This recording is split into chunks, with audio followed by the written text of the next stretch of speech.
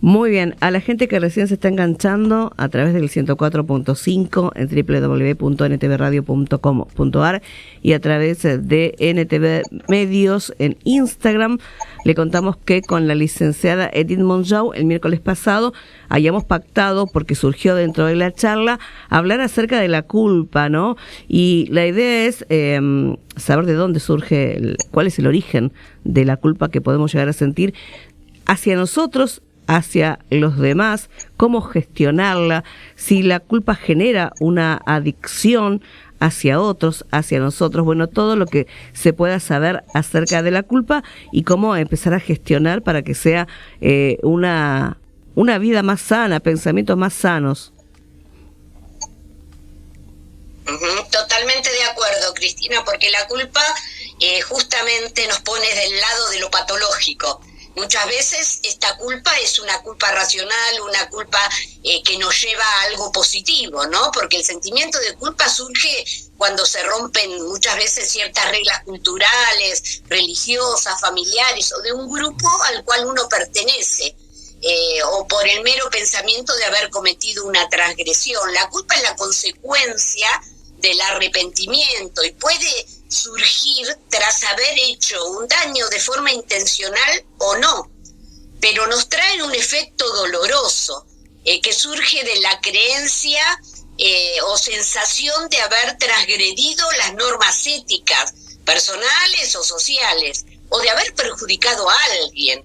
O sea, las personas pueden sentirse culpables por varias razones, incluido algo que cometieron así deliberadamente, pero muchas veces esa culpa no está relacionada con un acto en sí transgresor, sino con emociones que no pudimos manejar y que le damos la interpretación incorrecta.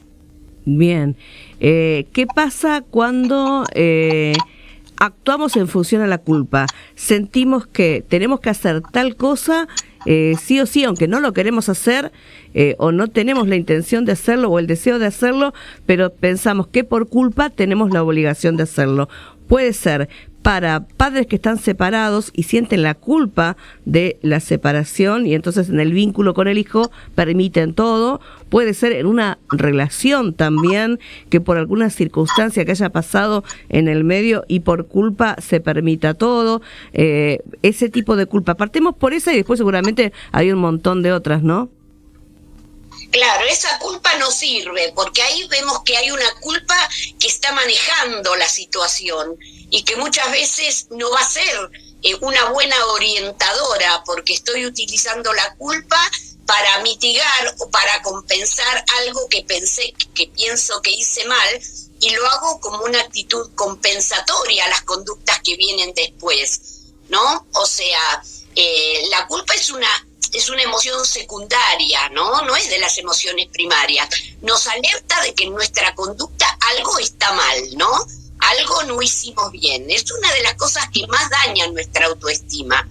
Es una reacción emocional compleja y específica y bueno, suele estar asociado con la sensación de responsabilidad por algo pasado, como vos bien dijiste. A veces hay una separación, a veces hay algo que hice en el pasado y a veces me genera arrepentimiento o remordimiento, pero la mejor manera de resolverlo no es actuando deliberadamente, compensando tal vez ese acto, como en el caso de lo que vos dijiste, como siento culpa. Hay papás que sienten culpa porque se separaron, entonces le compran muchas cosas a sus nenes, no le ponen límites.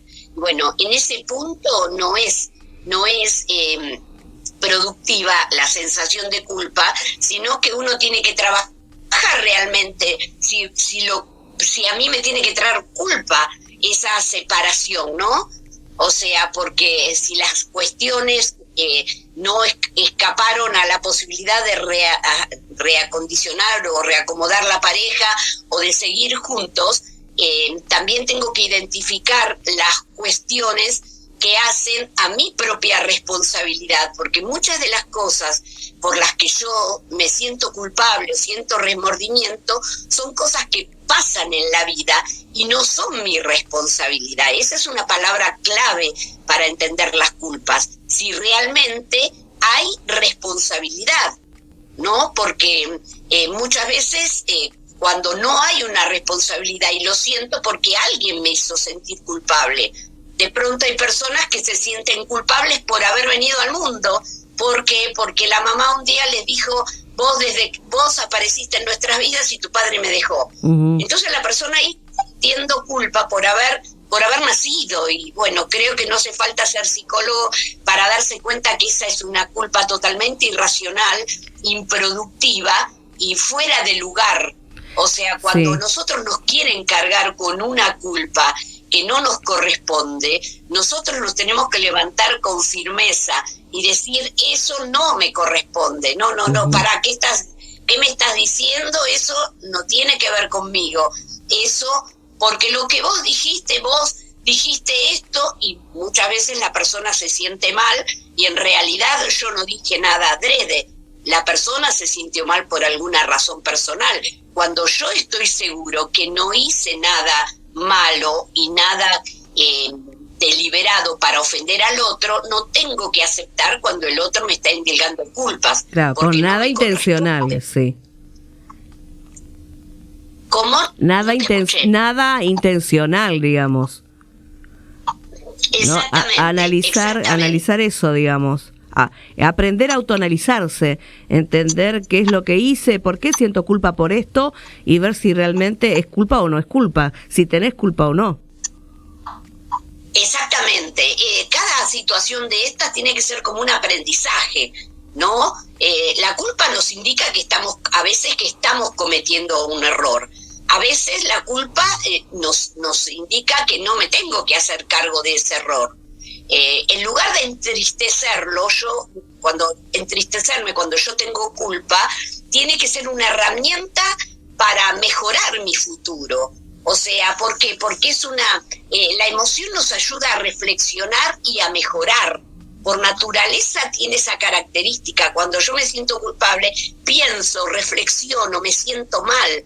Y se trata de una reacción emocional a la convicción, un pensamiento de ser responsable de algo, uh-huh. Una decisión, un comportamiento, una omisión, un daño, y así sucesivamente. Y por lo tanto, eso a mí me genera culpa.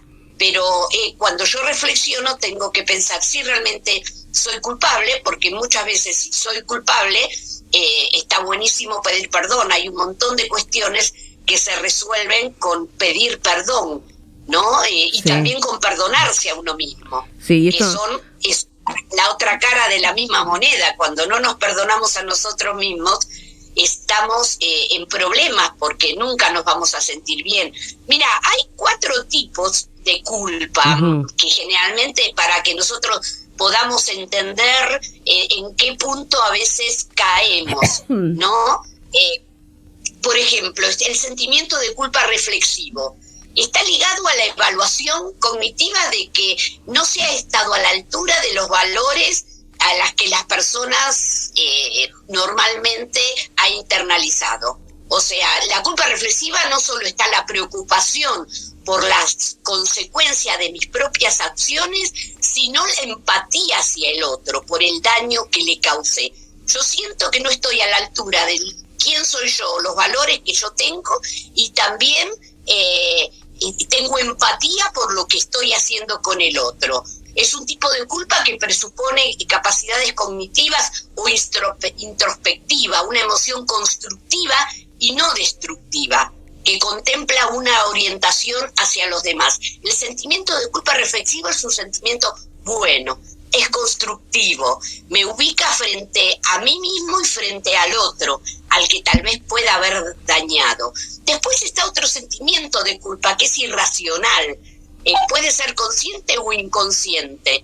En el primer caso, la persona es capaz de enfocar una o más acciones que ha realizado y de imaginar que fue decepcionado o decepcionó al otro con lo que hice.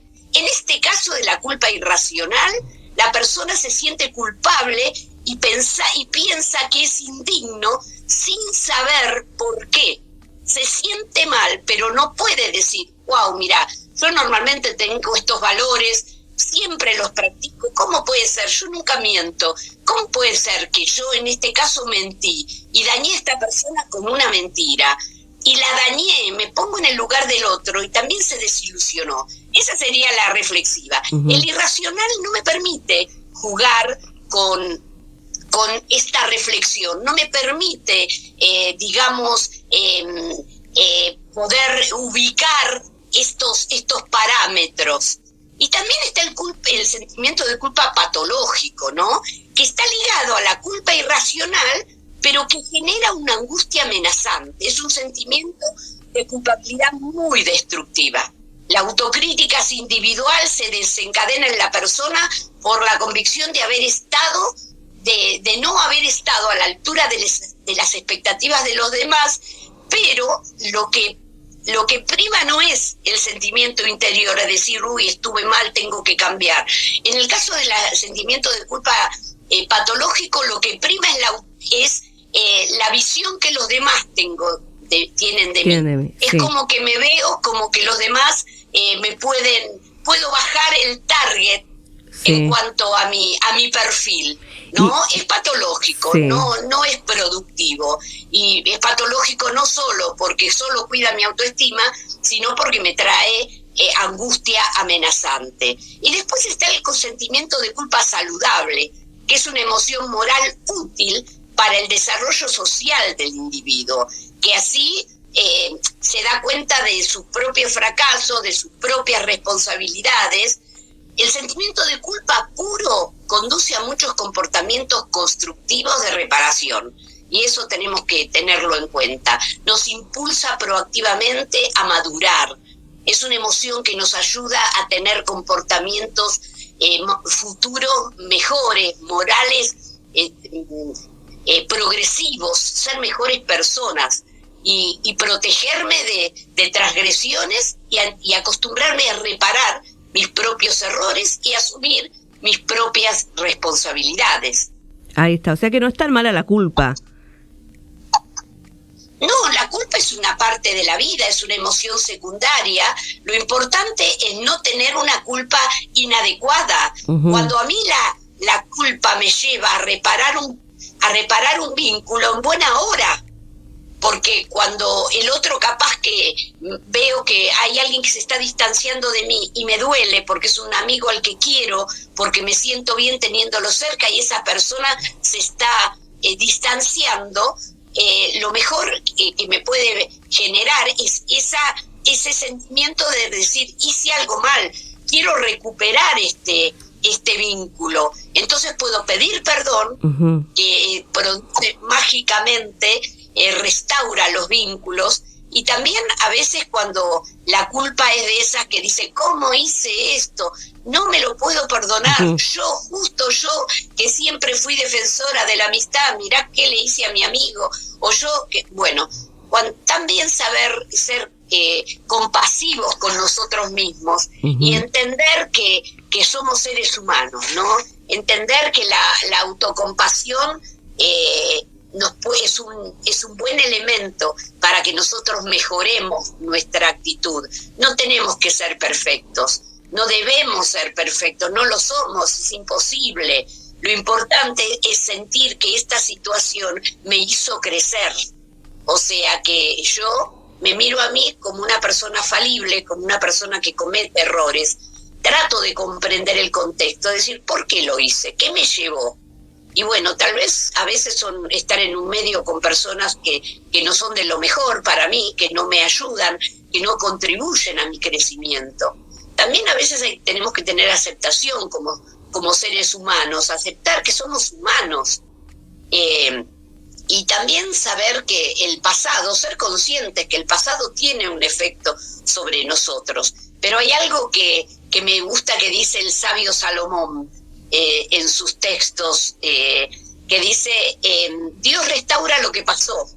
Y me encanta el hecho de que aún lo que fue pasado se puede restaurar desde el presente. tal vez no el hecho en sí, pero sí la interpretación que nosotros damos, y nos puede ser sumamente sanador el poder hablar con el otro, el explicarle, lo hice de tal manera, hoy por hoy me siento mal, perdóname por lo que hice. Siempre trae buenos resultados. También tenemos que saber, como dijimos anteriormente, algo parecido, diferenciar de lo que depende de uno y lo que no.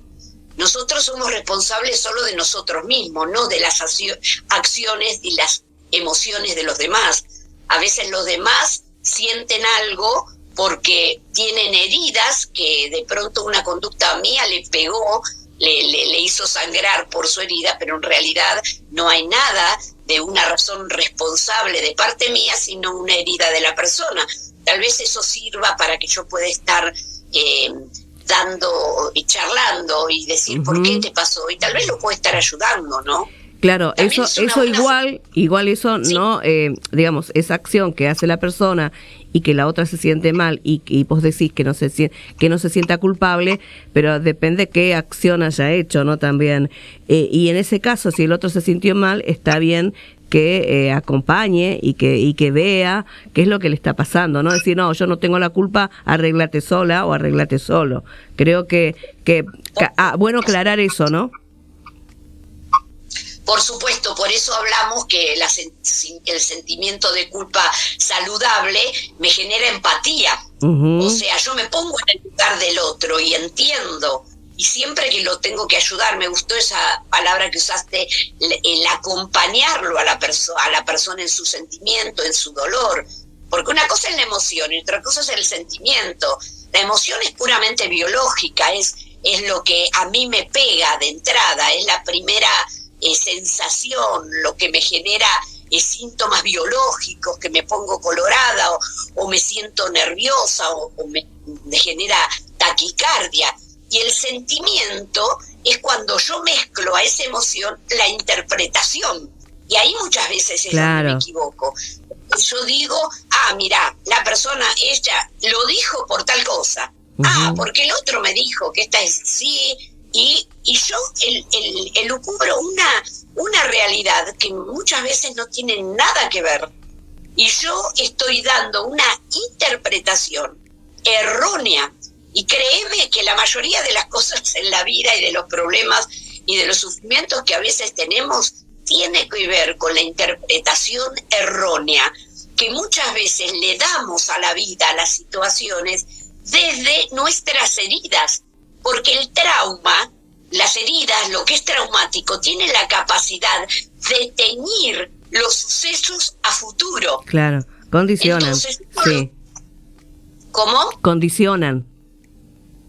Exactamente, condicionan. No puedo ver las cosas fielmente como realmente son. Yo siempre, si tengo la herida, mi herida es que tengo un problema de autoestima, y permanentemente me siento mal, es muy común que cuando alguien diga algo, yo piense, me está tirando una patadita con referente, claro, porque yo no doy el target, porque yo no soy tan inteligente o no hago en el trabajo las cosas tan rápido. O sea, a veces yo me siento identificado, creo que me están diciendo algo y en realidad no pasa por mí, mi situación, por mi herida. Por eso es tan importante que nosotros identifiquemos las heridas que la vida nos ha dejado, nos imprime, porque si no, es como mirar la vida con cristales del color equivocado. Entonces no vemos la vida con realidad, sino lo vemos con distorsión, una distorsión que nunca nos ayuda. Ahí está, hablaste de la culpa patológica y a mí se me ocurría preguntarte dos cosas. Por un lado, que seguramente tiene que ver, por lo que escucho recién con vos, autoestima, ¿no? La gente que siente culpa de todo y todo el tiempo está pidiendo perdón, perdón, todo el tiempo piensa que es culpable de algo. Y después, por el otro lado, la gente que no reconoce que ha cometido un error y siente que el culpable sos vos, que lo llevaste a hacer tal acción. Entonces la culpa siempre es del otro. El que se siente culpable y el otro que no admite ninguna culpa y que piensa que el culpable sos vos. De esas dos características, de esas dos personalidades me gustaría hablar. Vos estás hablando de dos polaridades, ajá, ¿no? Tampoco es al tuntún pedir perdón por decir me libero y pido perdón, yo te pedí perdón. No, tampoco eso sirve. El verdadero perdón, el que sirve, es el perdón en el cual hablo puntualmente de lo que hice. O sea, yo pido perdón, no al tuntún, ay, perdóname si te ofendí. No, perdóname si yo sé que la persona se ofendió porque yo dije, uy, mirá cómo le quedan esos jeans, me parece que se tendría que haber comprado un talle más.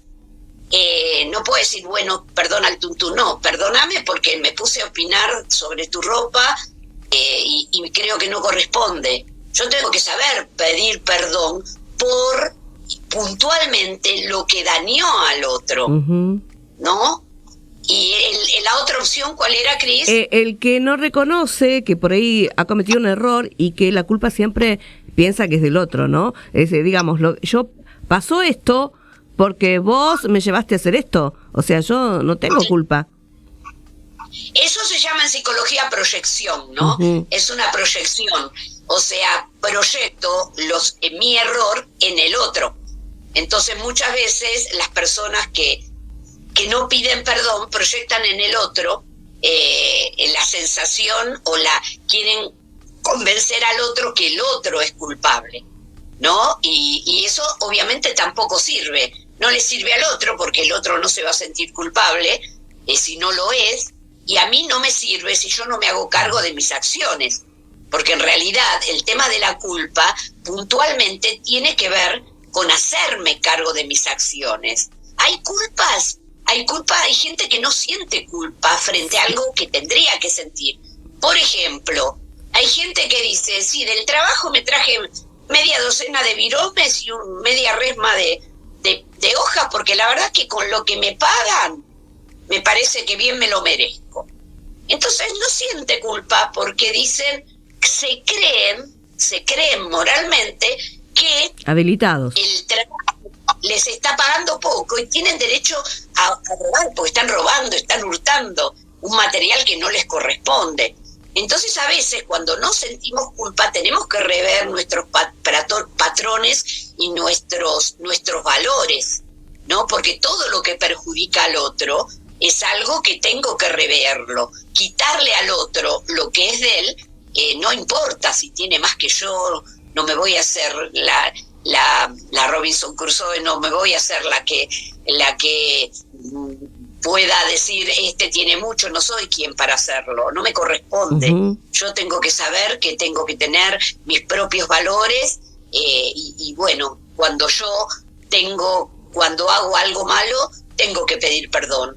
Cuando no me puedo perdonar tengo que generar autocompasión a mí mismo y decirme a nosotros mismos, bueno, hice lo mejor que pude, lo hice mal, bueno, voy a aprender a no hacerlo. Fíjate que a mí me gusta el hecho de cuando hablamos de la parte espiritual, que muchas personas logran el verdadero perdón cuando se acercan a Dios. Y fíjate que en la figura que Dios da en su texto bíblico y la propuesta de Dios para con el hombre le ofrece el perdón a través de la muerte de Cristo. Y eso para muchas personas es totalmente un antes y un después, porque hay personas que solo pueden entender el perdón cuando Cristo entra en sus vidas y se pueden sentir libres. Muy bien, hagamos un resumen entonces de la autogestión de nuestra culpa. Muy bien, cuando yo tengo culpa me tengo que preguntar, ¿hice algo mal o no? O me parece, evaluar. Si sí hice algo que no corresponde, tengo que ir puntualmente a decir, hice tal cosa y no debía hacerlo, no justificarme. No, mira, hice tal cosa porque tal... No, el ir a justificarme no es pedir perdón. Es decir puntualmente, hice tal cosa y no correspondía, te dañé.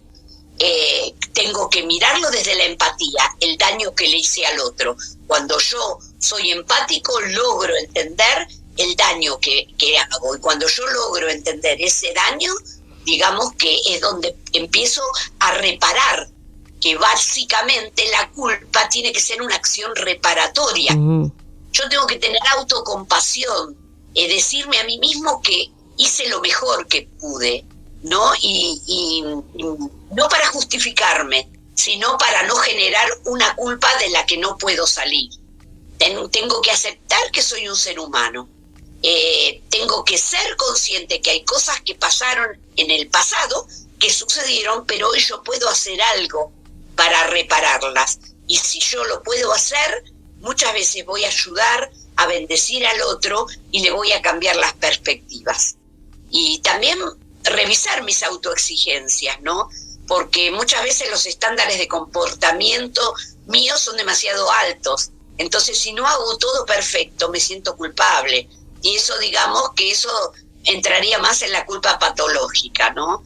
Así que tengo que aprender también a tolerar la decepción y la desaprobación de los demás. Muchas veces cuando hago algo, me duele mucho que el otro piense de mí mal. A veces mi autoestima se siente dañada y a veces cuido más mi reputación o mi imagen que lo que hice en el daño al otro. Así que es importante que podamos estar reviendo esa situación, pero siempre la culpa tiene que ser una situación reparadora y no una situación de tormento. Ahí está excelente eso que me dijiste, que no tiene que ser situación de tormento. Y en el análisis de la culpa, también ver que cuando yo me siento culpable, no premiar al otro para que me perdone, ¿no? No premiar con actitudes que no corresponden. No estoy hablando de madre-hijo, madres que trabajan mucho y los hijos que piensan que dejan mucho tiempo a los hijos y tienen que trabajar sí o sí, no les queda otra, entonces permiten un montón de cosas. De parejas también, de situaciones laborales, de todo, ¿no? De todo lo que tenga que ver con vincularse con el otro. Porque eso es pan para hoy, hambre para mañana, como dice el dicho, ¿no?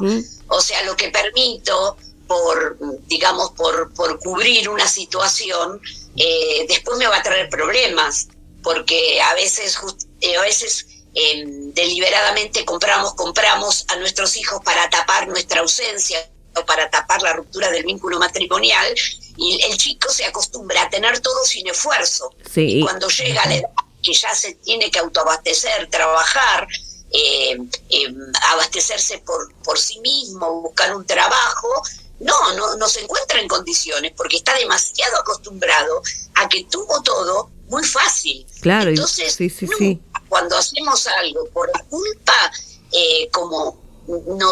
es totalmente positivo. Generalmente nos trae más problemas que otra cosa. Por eso, si necesitamos pedir ayuda, no dudemos en consultar a un profesional, que tal vez la posibilidad que tiene el profesional es ahondar en alguna situación un poco más lejana, que nos abre la luz de por qué yo me siento culpable y cómo tengo que adquirir la firmeza de mis propios actos sin sentir culpa, por la propia convicción de que yo creo que está bueno hacerlo así, y por esa convicción actúo en consecuencia. Muy bien, Edith, recordarle a la gente de tu libro, que es muy interesante, que pueden encontrar herramientas para llevar adelante algunas cuestiones que por ahí se les complica. Tu libro Corazón Inteligente, donde lo pueden encontrar y también donde te pueden encontrar a vos.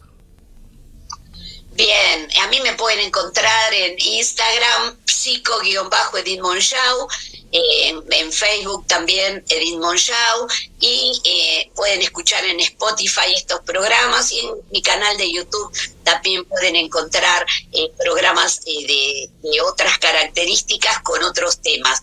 Y el libro Corazón Inteligente, que en este momento se volvió a agotar, hay que sacar la tercera edición, porque algunas librerías todavía lo tienen.